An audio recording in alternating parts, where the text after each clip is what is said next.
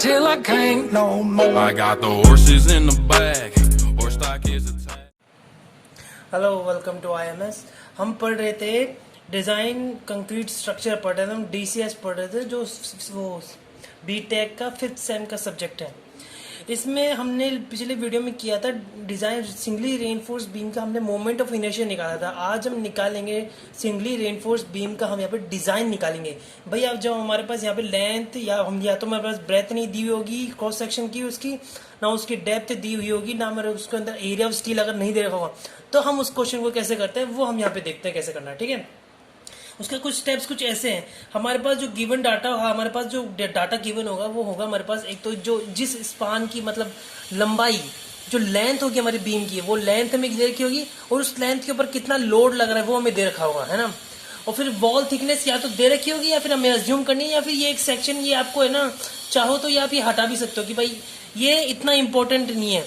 लेकिन अगर आप मेंशन करते हो ना ये, तो एग्जामिनर का ध्यान जाता है भाई हाँ इसने थोड़ा तैयारी की है, ये चीज़ का है। ठीक है, FC क्या होता है, वो गिवन होता है। FC का मतलब वो ग्रेड कंक्रीट की ग्रेड और स्टील की ग्रेड भी गिवन होती है।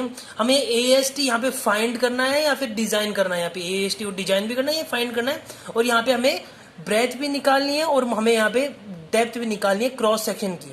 ठीक है, ये जो हमारे पास जो बीम होती है ना, बीम होती है, इसका जो क्रॉस सेक्शन होता है यहाँ पे स्टील होती है, इसके हमें यहाँ पे ब्रेथ और इसकी डेप्थ निकालनी होती है। ठीक है, ये डेप्थ इफेक्टिव डेप्थ है। टोटल डेप्थ को हम D कहते हैं, वो कैपिटल D कहते हैं। जैसे मैंने पहले बताया था कि भाई इस इफेक्टिव डेप्थ में प्लस कर दो अपना 25 कर दो, 30 कर दो या 40 कर दो, तो वो अपना इफेक्टिव डेप्थ वो कंप्लीट डेप्थ हो जाती है। ठीक है, नेक्स्ट है अपना ये calculating of limiting depth of neutral axis. अब ये लिमिटेड डेप्थ न्यूट्रल एक्सेस मैंने पिछले वीडियो में बताया था कि ये XU मैक्स अपॉन में D होता है।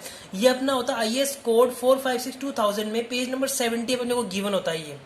ये डिपेंड करता है अपना स्टील की ग्रेड पे डिपेंड करता है। तो ये अपना फर्स्ट गिवन डाटा, हमेशा गिवन डाटा लिखो भाई। अगर आपको क्वेश्चन आता भी नहीं है तो आपको स्टार्टिंग पॉइंट मिल जाएगा, क्वेश्चन का स्टार्टिंग पॉइंट मिल जाएगा, सामने वाले को पता चल जाएगा भाई। अगर आप गिवन डाटा भी लिख देते हो ना तो भी आपको 1-2 नंबर तो मिल ही जाते हैं। तो अगर आपको कुछ भी नहीं आता क्वेश्चन के अंदर तो गिवन डाटा लिख के भी उसको छोड़ सकते हो, कोई बात नहीं अगर कुछ नहीं आता तो।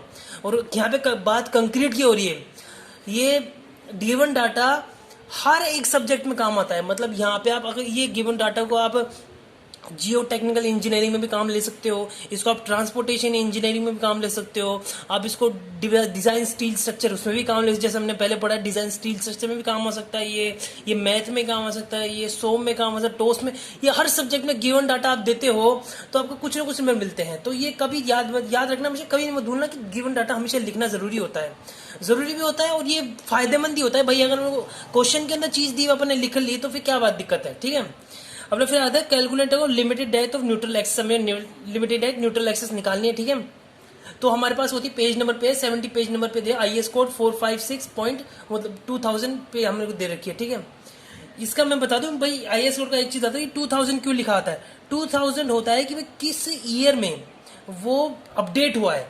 जैसे आपका फोन अपडेट मांगता है ना, व्हाट्सएप अपडेट मांगता है टाइम टू टाइम, तो उसके अंदर भी टाइम टू टाइम अपडेट। जैसे कि पहले हमारा वर्किंग स्ट्रेस मेथड काम में लिया था। अब वर्किंग स्ट्रेस नहीं, अब हम यहाँ पे वो लिमिट स्टेट मेथड काम में लेते जो हमने 2000 के अंदर अब अपडेट हुआ था। तो ऐसे ये होता है। ठीक है, अब नेक्स्ट में हमने ये देख लिया। अब इसके बाद का हमारा स्टेप क्या होती है, इसके बाद हमारी स्टेप होती है हमारी calculation of load.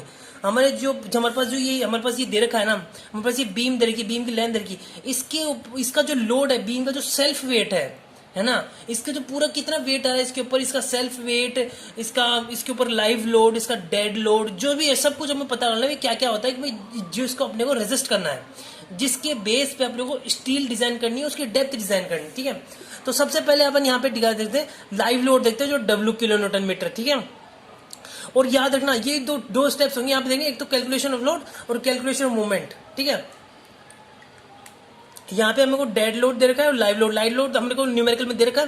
Dead load का मतलब होता है B मल्टीप्लाई बाय D, मतलब जो हमारे पास जो सेक्शन दे रखा है, हमारे पास जो सेक्शन दे रखा है, क्रॉस सेक्शन दे रखा है हमारे पास बीम का, हमारा जो बीम का क्रॉस सेक्शन है ना, इसकी B और इसकी डी, हम इमेज मतलब अज्यूम करके चलते हैं।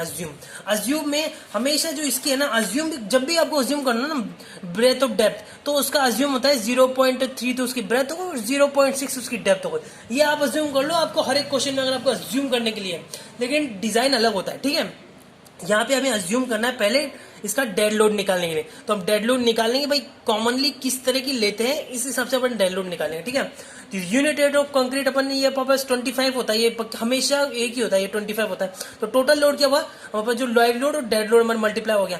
ये 25 क्यों किया, क्योंकि ये लेंथ, ये तो ब्रेथ हो गई, ठीक है, ये ब्रेथ और ये डेप्थ और लेंथ इसकी 1 होती है। वैसे देखा जाए volume multiply by unit weight होता है ना, वॉल्यूम मल्टीप्लाई यूनिट वेट होता है ना, वो उसका वेट होता है, वो उसका सेल्फ वेट होता है। यहाँ पे वॉल्यूम 1 है तो इसलिए मैंने 1 लिखा नहीं उधर। ठीक है, याद रखना यहाँ पे 1 भी होता है। ठीक है, तो टोटल वेट अपना क्या हुआ, live load plus dead load. और अब live load plus dead load ये अपना वर्किंग लोड हो गया। टोटल लोड मतलब ये अपना वर्किंग लोड है। अब वर्किंग लोड को अपन फैक्टर लोड मतलब लिमिट स्टेट के हिसाब से बनाए तो अपने को 1.5 से यहाँ पे सेफ्टी फैक्टर से मल्टीप्लाई करना होगा अपने टोटल लोड को।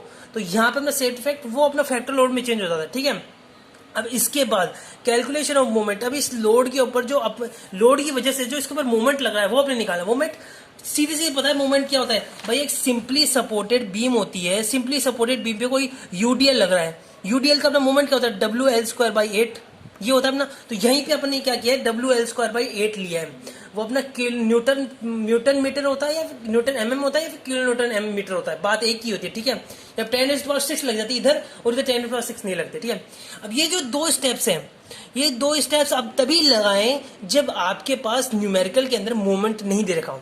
अगर आपके पास न्यूमेरिकल के अंदर मूवमेंट दे रखा है आपके पास, है ना, तो आपको ये 2 स्टेप्स की जरूरत ही नहीं है। देखा जाए तो आपके स्टेप्स और भी कम हो जाते हैं अगर आपको मूवमेंट दे रखा हो। ठीक है, अब नेक्स्ट अपना वीडियो है, नेक्स्ट अपना पार्ट है, इसमें होता है अपना calculating of minimum required depth.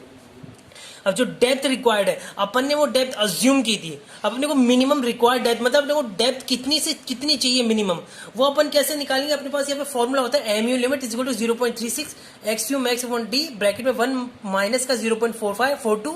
ये अपने पास जो फॉर्मूला है ना, ये पेज नंबर 36 पे अपने को दे रखा है। ये मैंने जैसे पिछली वीडियो में बताया था, पेज नंबर 36 मोमेंट लिमिट का निकालने का। अब यहाँ पे एक चीज देखना, यहाँ पे एक चीज देखना कि आपने जो यहाँ पे मोमेंट निकाला है, here you find it moment, you can replace this moment limit, है ना, limiting moment to this moment. मतलब यहाँ पे जो ये दोनों है ना बराबर होते हैं, तो अपन इस बराबर को अज्यूम लेके अपन यहाँ पे इसको रिप्लेस कर सकते हैं। तो यहाँ पे अपने पास क्या है, अपने पास गिवन नहीं है, अपने पास बी गिवन नहीं है और अपने पास बी और डी गिवन नहीं है, तो अपन इससे अपन निकाल सकते हैं। तो अपन यहाँ से अपने को डी निकल गया। और इसके जस्ट नेक्स्ट स्टेप होता है अपना area of steel. Area of steel 2 तरीके से कर सकते हैं हम।